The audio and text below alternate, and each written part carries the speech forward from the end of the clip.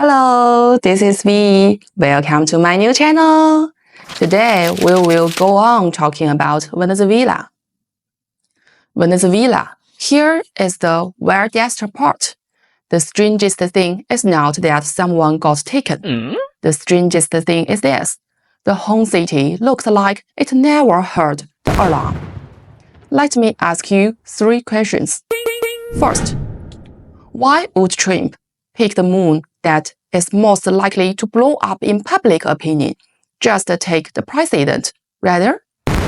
Second, a president gets taken, but the scene looks like no one ever hit the alarm. How do you make a home city go silent like this? Third, the moment he's gone, the market and the official town both turn at the same time. Was that a fight back? Or did they already line up the script? In this episode, I'm not here to argue sides. I'm going to use 3 rulers to mirror this. Cost, the door, and signals. Remember one line. After these 3 rulers, you will care more about how the city was muted than about who can shout better slogans. Ruler 1, cost. A lot of people ask, the US showed force. Why not just attack? The answer is simple. It's not that they can't. It's that they are not stupid. A fall invasion sounds exciting, but in real life, it becomes 4 things. Ground troops, supply lines, a security wall, and a 10-year bill. The moment you reach the capital, the war is only starting. After that comes the real grind. Holding the city, rage, patrols, rebuilding, keeping order, refugees, black markets, armed groups, no end. With Venezuela's terrain and social setup, once it turns into a security war, it's not one battle, it's 10 years of drag. Toppling the capital is not same as winning. Getting out clean, that's winning. And Trump's biggest fear is 2 words, stuck and drained. He doesn't want a textbook victory. He wants fast. Fast enough for the headlines, fast enough for the clips, fast enough to turn into words. And there's one more hard limit. Washington is not one solid block. War power, budget, legality. People can fight over that until the table flips. So, if you want a big war, you must win fast. If it drags, the media hits you every day. Authorization, money, casualties. The pressure pushed him toward one choice. Don't fight a big war. Do a short deal that you can deliver. Don't buy the home company. Swamp the CEO. Don't take the bad debt. Take the control. Get a victory screenshot first and dump the messy part. Security, rebuilding, refugees, internal fighting onto their side. That's not a perfect strategy. That's budget reality. Now you may say, okay, then just keep the blockade. Still not enough. Because Venezuela's keen-breathing troop is China line. A big part of the oil is not simple spot trade. It's oil used to repay loans to China. And once the chain runs smoothly, what is really doing? It's moving settlement away from the dollar pipe toward a more non-dollar channel. Then 8-degree routes, detours, flag swaps, ship-to-ship moves. You can stop 1 or 2 ships. You can't stop a long chain. If you force it into a full naval blockade, you drag everything into the mud.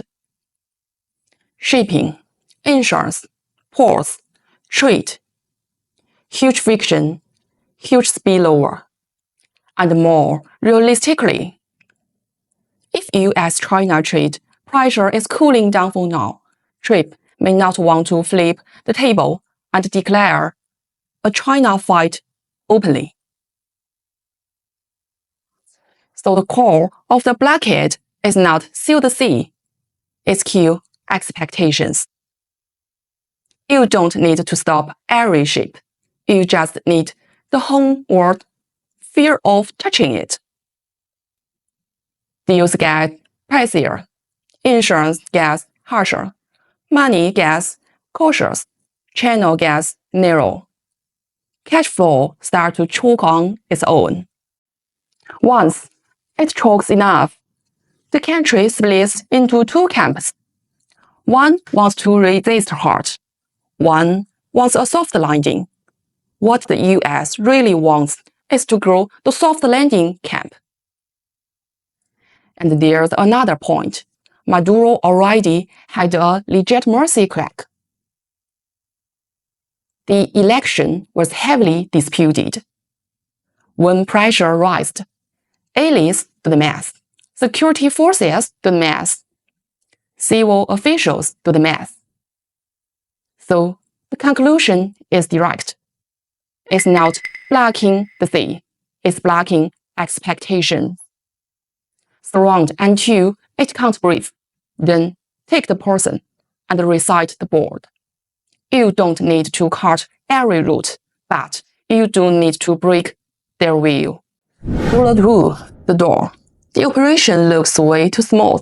Do you really think it was just commandos dropping from the sky, or some sonic weapon type of high-tech trick?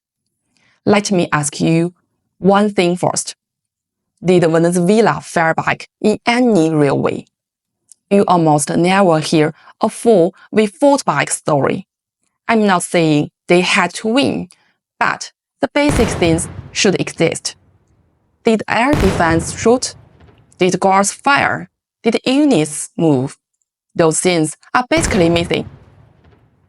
It's like a neighborhood had a huge emergency, but the cameras stay dark, the alarm stays off, and the guards never come out. Some people say electronic warfare, signal jamming. The command chain got shut down. Fine, that can explain why coordination collapsed. But it doesn't explain the simpler point. Didn't they always claim they had lots of shoulder-fired air defense missiles? Even if comms are jammed, those weapons don't auto-expire. Helicopters flew low in and out. So where were those missiles? Did they not see them? Were they asleep? Or did someone order? Don't shoot. Missing a shot is not shameful. Not firing at all, that's shameful. Now, look at one contrast. Cuba publicly said over 30 of their people died, and they even held national mourning. Venezuela side, at least 20-something security people died. But for a long time, the thing was unclear, and the list was unclear. Airstrike, siege, firefight, chaos. If the cause of death is unclear, this is a clue by itself. And here is the sharp question. Why did Cuba lose more people than Venezuela? That suggests Cuban people were likely deep inside the inner security ring. In plain language, he feared his own people more than outside enemies. Then a new claim showed up. They caught a traitor. Something tied to a checkpoint, a guard post, or a communication node. The name even points to Maduro's trusted childhood friend, Raul Macano Gibata. If that is true, the king is not who he is, and is not even is he a scapegoat. The king is one thing. A critical node looks like it was through. Ruler 3. Signals. Why did the market and the official tone both turn right after the grab? I see 4 signals. The market, the UN text, starving moves, and the southern tone shift. First, the market moves first. After Maduro was taken, the Caracas stock market basically sprinted ahead. The index went from a bit above 2020 on January 2 to above 5,000 on January 8 to near 6,000 on January 9, about a week, almost triple. The point is not foreign money rushed in, a place under sanctions with rules that can flip overnight, and legal status still disputed. Big money won't charge in like that. So, what was the market biting on? Not that money already arrived. It was biting that direction will change, the situation will loosen, and the door will open. It wasn't celebrating a win. It was biting that tomorrow won't be worse. Second, the UN text. In politics, the most sensitive thing is not what you shout later. It's what you write in the first second. Their first focus at the Security Council was emergency meeting, condemnation, stopped attack, accountability.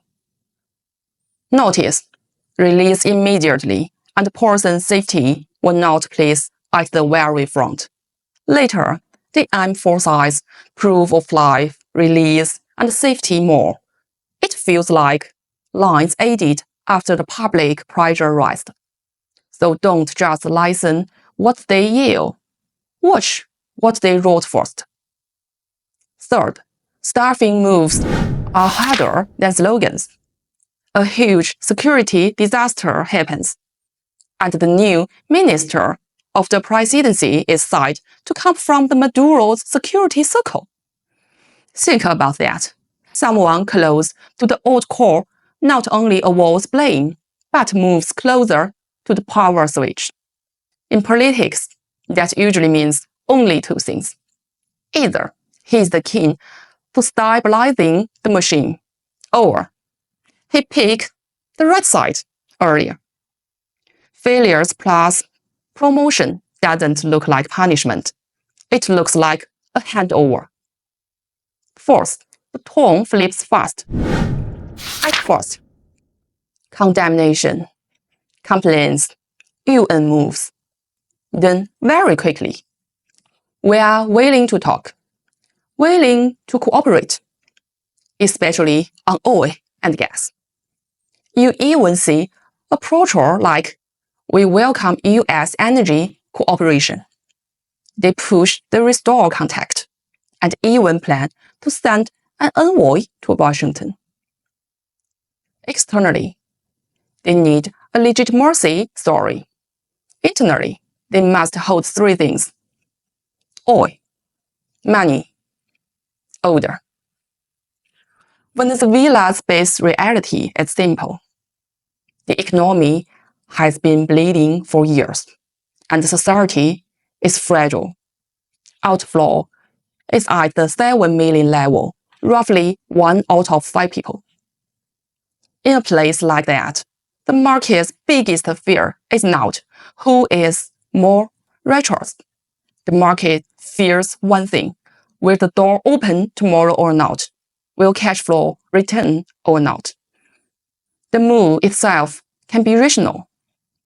The speed feels rehearsed. So people start asking, were the price, the route, and even the lines agreed in advance? Now, put the 3 rulers together, and the picture gets clear. Cost tells you, Trip doesn't want a big war, doesn't want a swap. He wants fast and deliverable. The door tells you, the operation was gently smooth. Keen nose looked pinned down. And details like an insider or sonic type methods showed up to explain the silence. Signals tell you, the market ran first. The text priority is hiding. Staffing looks like a handover, and the tone shift looks like a pre-written script. So this looks less likely a live counterfight and more like a coordinated reshuffle of power. Someone may have traded the person for soft landing, for cash flow, for new negotiating table. The scariest part is not the grab. The scariest part is how calm the city stayed afterward, like it was a drill. Next week, we go one level deeper. What chain reaction does this trigger geopolitical? And this time, did Trip actually win? If you are interested in my episode, also you can watch my earlier video. Bye bye, see you next week.